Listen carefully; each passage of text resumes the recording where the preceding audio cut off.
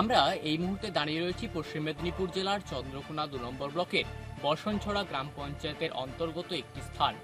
এই স্থানটি একটি ঐতিহ্যবাহী স্থান হিসেবে চন্দ্রকোনাবাসীর কাছে পরিচিত। আমরা এই মুহূর্তে দাঁড়িয়ে রয়েছি ফাঁসিডাঙ্গা উদ্যানে, যেখানে ইংরেজ আমলে চুয়ার বিদ্রোহের একাধিক নেতাদের যেখানে প্রকাশ্যে ফাঁসি দেওয়া হয়েছিল। এই ইংরেজ শাসনকালে একটি উঁচু ঢিবি করে সেখানে ছিল বটগাছ। কথায় আছে সেই বটগাছে নাকি প্রকাশ্যে ফাঁসি দেওয়া হতো ইংরেজ আমলে। প্রায় 14 জনকে এই বসনছড়া জিপির অন্তর্গত এই যে ফাঁসিডাঙ্গা উদ্যান, এই ফাঁসিডাঙ্গাতেই তৎকালীন সময়ে ফাঁসি দেওয়া হয়েছিল। তারপর থেকেই এই এলাকার নাম হয় ফাঁসিডাঙ্গা।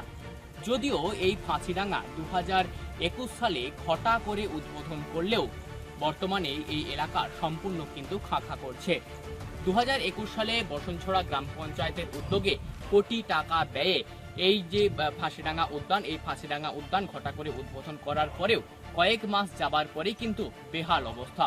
রক্ষণাবেক্ষণের অভাবে ধুঁকছে এই ফাঁসিডাঙ্গা উদ্যান। রাত পোহালেই 15ই আগস্ট স্বাধীনতা দিবস। এই স্বাধীনতা দিবসের আগে কতটা সেজে উঠে এই ফাঁসিডাঙ্গা উদ্যান, সে নিয়ে কিন্তু কার্যত চরম দুশ্চিন্তার মধ্যে রয়েছে এলাকার মানুষজনেরা।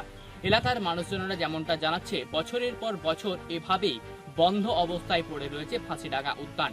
রক্ষণাবেক্ষণের অভাব, তার পাশাপাশি কোটি টাকা ব্যয়ে এই ফাঁসিডাঙ্গা উদ্যান তৈরি হলেও শিশুদের খেলার জন্য যে সমস্ত সামগ্রী থেকে শুরু করে বসার যে সমস্ত চেয়ার, পাশাপাশি ইলেকট্রিকের যে একটি ফোয়ারা ছিল, সেটিও কিন্তু একেবারে বেহাল অবস্থায় রয়েছে।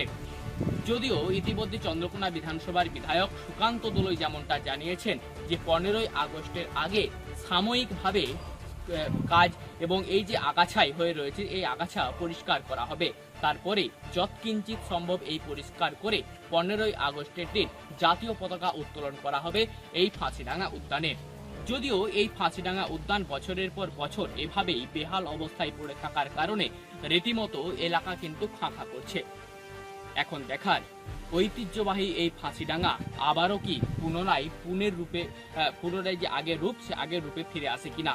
পশ্চিম মেদিনীপুর জেলার চন্দ্রকোনা থেকে মধুসূদন ভট্টাচার্য, কলকাতা টিভি। আমাদের বিধানপল্লী 2 নম্বর বিধানপল্লীতে সমস্যা, রাস্তাঘাট হয়নি, তৃণমূলের আমলেও হয়নি, কংগ্রেসের আমলেও হয়নি। এখন বিজেপি সরকার নতুন আসছে, দেখি কি হয়, রাস্তাঘাট হবে কি না হবে।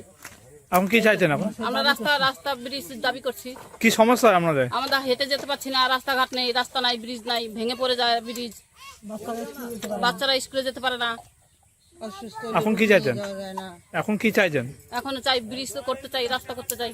আপনার নাম? দেবেন? আপনার নাম? যমুনা মিত্র, বাড়ি? ওই উদ্যামপুর বিধানপল্লী। কি চাইছেন এখন? চাইছি বলতে সমস্যা তো অনেক কিছুই আছে, তো ছোট্টর মধ্যে একটু বলি। এই গ্রামটা কেতুগ্রাম 2 নম্বর ব্লক উদ্যানপুর বিধানপল্লী অবস্থিত। তো এই গ্রামটা দীর্ঘ আজকে 45 বছর যাবত সিপিএম 30 বছর এবং 15 বছর তৃণমূলের অপশাসনে এখানে কোনো রাস্তাঘাট কোনো কিছু হয়নি। রাস্তা ব্রিজ কোনো, এখানে সবচেয়ে দুরবস্থা হচ্ছে যে যদি একটা ডেলিভারি পেশেন্ট হয়, এখানে মোটামুটি হাসপাতাল নিয়ে যেতে যেতে পরিস্থিতি আর খারাপ হয়ে যায়, 1 নম্বর। 2 নম্বর কথা হচ্ছে এইখানে বৃদ্ধ মানুষ যারা চলাফেরা খুবই অসুবিধা। তারপর আরেকটা ব্যাপার হচ্ছে এখানে যে 5খানা মাঠ আছে, এখানে এই 5টা মাঠ এবং একটা স্কুল, এইখানে যাতায়াত পরিস্থিতি খুবই খারাপ এবং মাল তুলবে এখানে সব সময় মালের দাম কম থাকে, এখানে চাষিরা মার খাচ্ছে। আচ্ছা, সব দিকে প্রবলেম। আর বর্তমান যে পরিস্থিতি, রাস্তাটা যা আমরা হাঁটাচলা করতে পারতাম, ট্রাক নিয়ে যা পরিস্থিতি করেছে, এখন হাঁটাচলা আর মোটামুটি পৌষ মাস অব্দি যাবে না এই রাস্তা দিয়ে। তো আমাদের এই বর্তমান সরকার এবং আমাদের বিধায়ক অনাদি ঘোষের কাছে আবেদন এইটুকুই যে যাতে অতি শীঘ্রই রাস্তা এবং ব্রিজ করে সবাইকে যাতে উপকৃত করেন, এইটি ওনার কাছে আমার দাবি। আমার নাম সুকুমার সরকার। আমার বাড়ি বিধানপল্লী গ্রাম।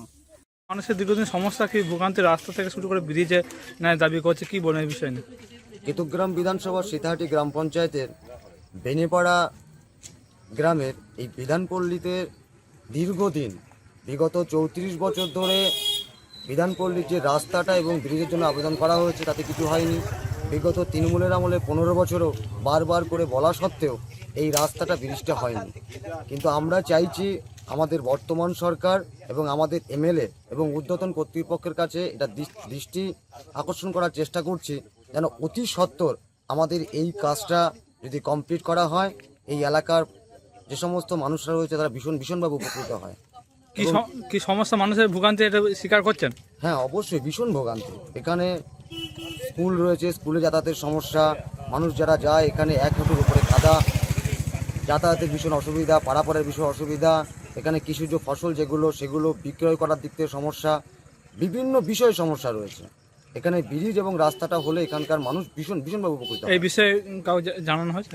এই বিষয়ে আমাদের এমএলএ অনাদি ঘোষ মহাশয়কে জানানো হয়েছে, উনি আমাদেরকে আশ্বাস দিয়েছেন এবং আমি যতদূর জানি উনি সেটা আমাদের ঊর্ধ্বতন রাজ্যও পাঠিয়েছেন। এটার সমস্ত কিছু যেটা টেন্ডার করার জন্য বা কাজটা হওয়ার জন্য উনিও ভীষণভাবে সচেষ্ট। আপনার নাম পরিচয়? আমার নাম রবীন্দ্রনাথ মজুমদার, আমি এখানকার মণ্ডল সভাপতি।